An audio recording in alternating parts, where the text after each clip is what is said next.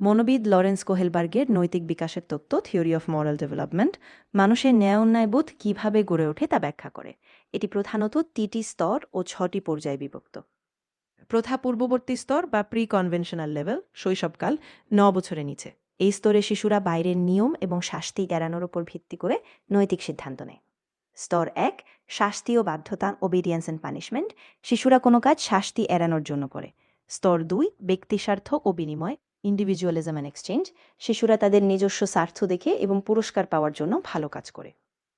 প্রথাগত স্তর বা কনভেনশনাল লেভেল, কৈশোর ও প্রাপ্তবয়স্ক, এই স্তরে ব্যক্তি সমাজের রীতিনীতি, মূল্যবোধ এবং নিয়ম মেনে চলে। স্তর 3 ভালো ছেলে ভালো মেয়ে, গুড ইন্টারপার্সোনাল রিলেশনশিপস, ব্যক্তি অন্যের প্রশংসা পাওয়ার জন্য বা সমাজ তাকে ভালো বলবে এই উদ্দেশ্যে নৈতিক কাজ করে। মেইনটেনিং সোশ্যাল অর্ডার, ব্যক্তি সমাজ, আইন ও কর্তৃপক্ষের নিয়মকানুন অন্ধভাবে মেনে চলে শৃঙ্খলা বজায় রাখতে। প্রথা উত্তর স্তর বা পোস্ট কনভেনশনাল লেভেল, প্রাপ্তবয়স্ক 20 থেকে 25 বছরের পর এই স্তরে ব্যক্তি তার নিজস্ব নৈতিক আদর্শ দ্বারা পরিচালিত হয়।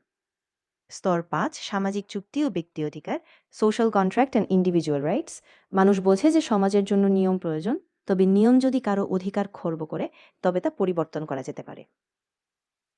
সার্বজনীন নৈতিক নীতি, ইউনিভার্সাল এথিক্যাল প্রিন্সিপালস, ন্যায় বিচার, সাম্য এবং মানবাধিকারের মতো সর্বজনীন নীতিগুলির উপর ভিত্তি করে ব্যক্তি নিজের বিচার বুদ্ধি প্রয়োগ করে, এমনকি তা সমাজের নিয়মের বিরুদ্ধে গেল।